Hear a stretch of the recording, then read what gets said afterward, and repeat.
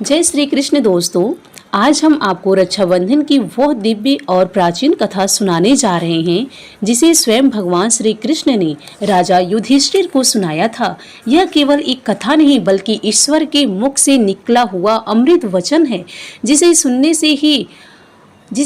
से ही अनगिनत पाप नष्ट हो जाते हैं और जीवन में धर्म, प्रेम व सद्बुद्धि का संचार होता है। द्वापर युग की वो घड़ी थी जब महाभारत का महासंग्राम समाप्त हो चुका था। पांडवों ने हस्तिनापुर में राज्य स्थापित कर लिया था और धर्मराज युधिष्ठिर प्रजा की भलाई और धर्म के मार्ग पर निष्ठा से चलने लगे थे। एक दिन वे श्री कृष्ण के पास पहुँचे और अत्यंत विनम्रता से बोले, हे माधव, आप त्रिलोक के ज्ञाता हैं, सभी युगों और कालचक्र की घटनाओं से अवगत हैं।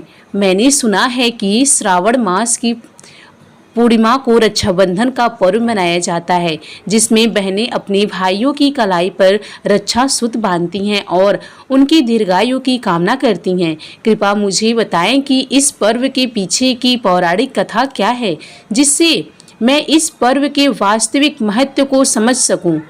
श्री कृष्ण मुस्कुराए और बोले, हे धर्मराज, रक्षाबंधन का यह पर्व केवल भाई बहन के प्रेम का प्रतीक नहीं बल्कि यह धर्म, वचन, समर्पण और भक्ति भावना का भी प्रतीक है।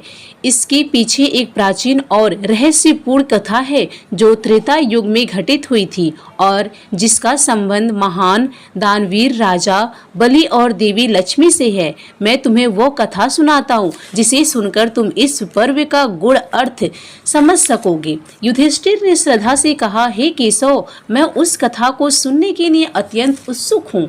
तब श्री कृष्ण बोले, बहुत प्राचीन काल की बात है जब देवताओं और दानवों के बीच निरंतर संग्राम छिड़ा रहता था। देवताओं को हर बार भगवान विष्णु की कृपा से विजय प्राप्त होती थी, जिससे दानव और भी अधिक क्रोधित होते गए। अत्यंत एक समय ऐसा आया जब दोनों पक्षों ने संधि करके समुद्र मंथन का निर्णय किया। इस महाआयोजन में मंदराचल पर्वत को मधानी और नागराज वासुकी को रस्सी बनाया गया। मंथन के रत्न और औषधियां और अत्यंत अमृत प्राप्त हुआ। देवताओं ने छल पूर्वक अमृत प्राप्त कर लिया और दानवों को वंचित कर दिया। यह देखकर दानव अत्यंत क्रुद्ध हुए। उसी समय समुद्र से देवी लक्ष्मी प्रकट हुई, जो अपार तेज और सौंदर्य से युक्त थी। वे तुरंत भगवान विष्णु के पास चली गई, जिससे उन्हें समुद्र तनया कहा गया। अब दानवों ने न केवल अमृत बल्कि लक्ष्मी को भी खो दिया और वे देवताओं से प्रतिशोध लेने को व्याकुल हो उठे। समय बीतता गया और सत्य युग में राक्षस कुल में एक तेजस्वी, तपस्वी और धर्मपरायण राजा का जन्म हुआ, जिनका नाम था महाराज बलि। वे महादेव के परम भक्त थे, परमोपकारी, दानवीर और सदैव लोक कल्याण में तत्पर रहते थे। उनके भीतर दानवों का कोई भी नकारात्मक गुण नहीं था, बल्कि वे तो वचन के पक्के, शरणागत, वत्सल और धर्मनिष्ठ थे। अपनी तपस्या, भक्ति और यज्ञों से उन्होंने तीनों लोकों पर अधिकार प्राप्त कर लिया।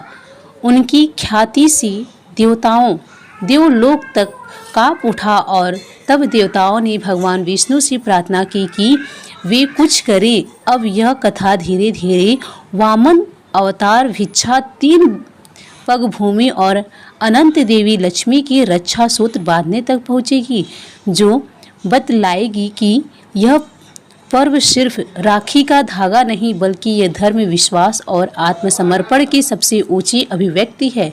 महाबली राजा बलि भगवान विष्णु के परम भक्त प्रहलाद के पौत्र थे और भक्त प्रहलाद एवं असुरराज हिरण्यकश्यप के पुत्र होते हुए भी श्री हरि के अनन्य उपासक थे। जैसे प्रहलाद ने वाले काल से भी भक्ति का मार्ग अपनाया था, वैसे ही उनके पौत्र बलि भी धर्म, दया और दान की राह पर चले। एक दिन राजा बलि ने संपूर्ण पृथ्वी पर अपना आधिपत्य स्थापित करने हेतु 100 अश्वमेघ यज्ञ का संकल्प किया। जैसे जैसे उनके यज्ञ पूर्ण होते गए, उनके साम्राज्य का विस्तार होता गया, अनंत होता गया और अनंत वे स्वर्ग एवं मृत्यु लोक के भी अधिपति बन बैठे।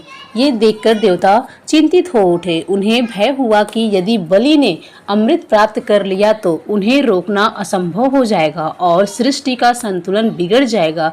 सभी देवता भगवान विष्णु के पास पहुँचे और प्रार्थना की, हे नारायण, हमारी रक्षा कीजिए। महाबली अपने यज्ञों द्वारा त्रिलोक का स्वामी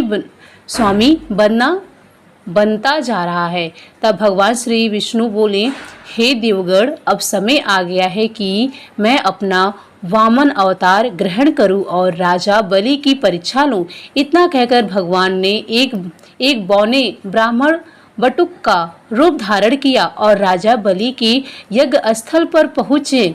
वहां बलि अपने गुरु शुक्राचार्य से सात्रिधन में अंतिम यज्ञ की पूर्णाहुति कर रहे थे। जैसे ही उस दिव्य बटुक ने यज्ञ मंडप में प्रवेश किया, राजा बलि ने उसे आदर सहित आसन दिया और पूछा, हे विप्रभव, बताइए मैं आपको क्या दान दे सकता हूँ।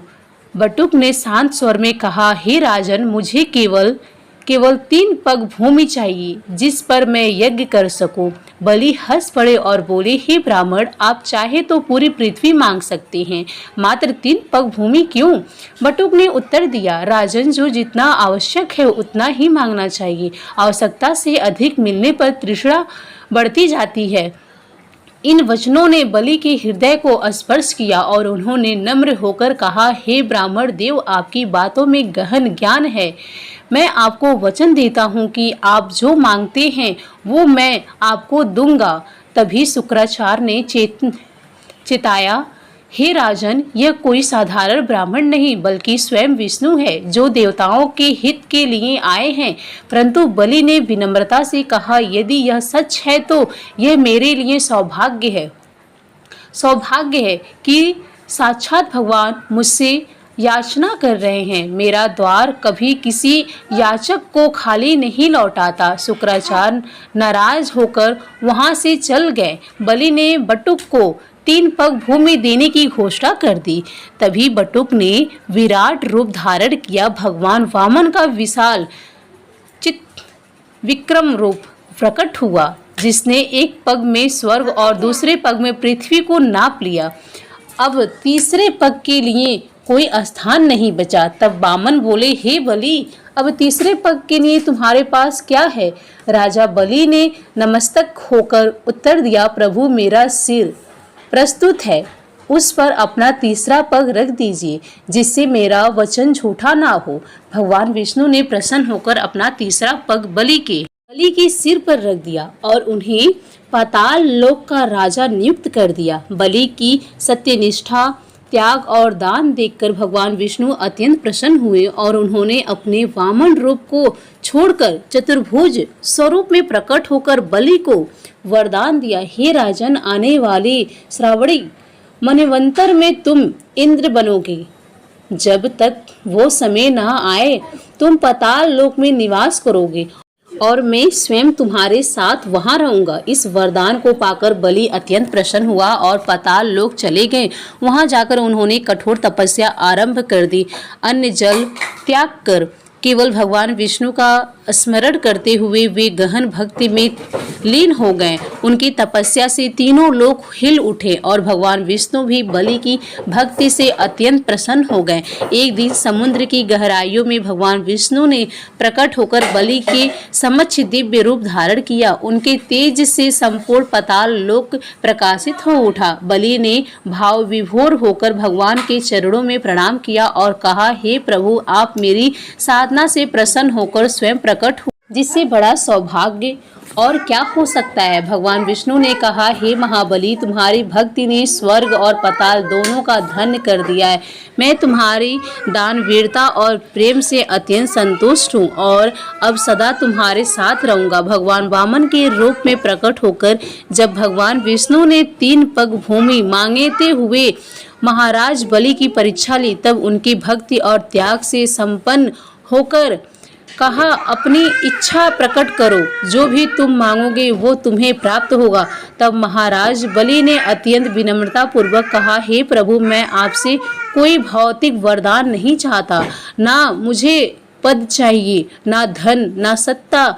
मेरी बस एक ही अभिलाषा है कि मैं सदा आपके चरणों में रहूं और आपकी सेवा करता रहूं। भगवान विष्णु उनकी भक्ति से अत्यंत प्रसन्न हुए और बोले, हे बलि, तुम्हारी यह भक्ति और विनम्रता अनुकरणीय है।